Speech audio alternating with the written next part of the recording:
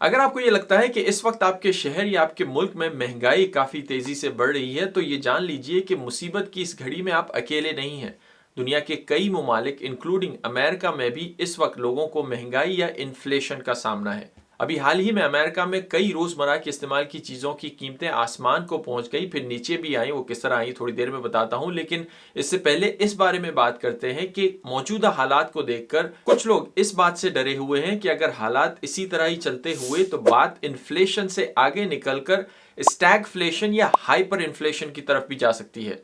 ये दो चीजें क्या है, पहले वो जानते हैं और फिर मैं आपको बताता हूं कि अमेरिका में चीजों की कीमतों को कंट्रोल करने के लिए क्या किया जाता है। बुनियादी तौर पर स्टैगफ्लेशन किसी भी मईशत में ऐसे दौर को कहा जाता है जहां पर एक तरफ तो इन्फ्लेशन बढ़ रही होती है और दूसरी तरफ अनएम्प्लॉयमेंट भी साथ साथ बढ़ रही होती है। मीनिंग ये कि लोगों की नौकरियां कम होती हैं या लेबर मार्केट में शॉर्टेज होती है, जिसकी वजह से प्रोडक्टिविटी या आपके किसी मुल्क की जो है वो इकोनॉमी आगे नहीं बढ़ती। यानी इन्फ्लेशन और उसके साथ साथ स्टैग्नेशन, दोनों को मिलाकर इसे स्टैगफ्लेशन कहा जाता है। और हाइपर इन्फ्लेशन ऐसी सिचुएशन को कहा जाता है जिसमें इन्फ्लेशन या महंगाई जो है वो बिल्कुल बेकाबू हो जाती है और 50% 100% के हिसाब से हर महीने चीजों की कीमतें बढ़ रही होती हैं। इस वक्त दुनिया में वेनेजुएला और लबनान ये दो ऐसे ममालिक हैं जहां पर लोगों को हाइपर इन्फ्लेशन का सामना है। मीनिंग ये कि उनकी लोकल करेंसी की वैल्यू इतनी नीचे आ गई है कि चीजों की प्राइसेस दिन ब दिन इतनी ज्यादा बढ़ रही हैं कि कुछ केसेस में तो लोगों ने अपनी करेंसी को ही इस्तेमाल करना छोड़ दिया है और अब सारी ट्रांजैक्शंस लोग दूसरी करेंसी में या डॉलर्स में करते हैं। ट्विटर कंपनी के सीईओ जैक डोर्सी भी रिसेंटली अपने एक ट्वीट के जरिए हाइपर इन्फ्लेशन की वार्निंग दे चुके हैं और उनके मुताबिक हाइपर इन्फ्लेशन किसी भी वक्त आ सकती है। हालांकि उनकी इस बात को बहुत सारे इकोनॉमिस्ट ने ओवर एग्जैजुरेशन भी कहा है। अब बात करते हैं कि अमेरिका में जब रोजमर्रा की चीजें या कंज्यूमर प्राइसेस की कीमतें बढ़ रही होती हैं तो हुकूमत इन्हें किस तरह कंट्रोल करती है या हुकूमत क्या करती है। बुनियादी तौर पर हुकूमत कुछ भी नहीं करती,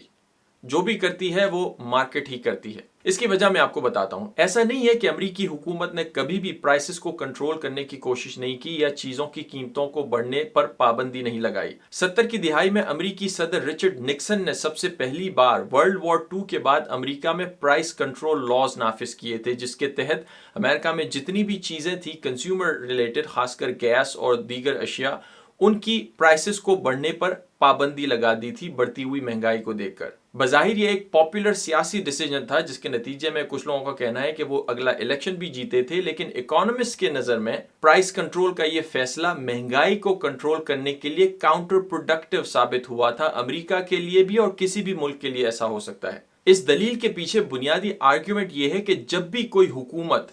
बिजनेसेस को या अपने शहरियों को यह पाबंद करती है कि आप किसी एक खास प्राइस से ऊपर कोई चीज नहीं बेचेंगे, तो बुनियादी तौर पर वो इन बिजनेसेस को और मैन्युफैक्चरर्स को और दुकानों को ये पाबंद करती है, रिस्ट्रिक्ट कर देती है कि आप एक खास हद से ज्यादा प्रॉफिट नहीं बनाएंगे या आप एक खास हद से ज्यादा जो है सेल नहीं करेंगे। जिसका नतीजा ये होता है कि वक्ती तौर पर प्राइसेस देखने में तो रुक जाती हैं, लेकिन अशियाओं की शॉर्टेजेस शुरू हो जाती है। जब भी किसी बिजनेस को रिस्ट्रिक्शंस का सामना फेस करना पड़ता है या उनका मुनाफा कम हो जाता है या प्राइस जो है, जो कि बहुत सारी चीजों को मिलाकर सेट की जाती है, उसका एक एंड लॉक कर दिया जाए, सेट कर दिया जाए जो कि प्राइस है, और दूसरे एंड पे चीजों की प्राइसेस चेंज ना हो, तो बिजनेसेस के लिए ये मुश्किल हो जाता है चीजों की पैदावार को बढ़ाना या चीजों को मार्केट तक लाना, जिसके नतीजे में लोगों को स्टोर्स पर और बाकी चीजों पर शॉर्टेजेस नजर आना शुरू हो जाती हैं। ठीक ऐसा ही 1970 की दिहाई में हुआ था जब अमेरिका ने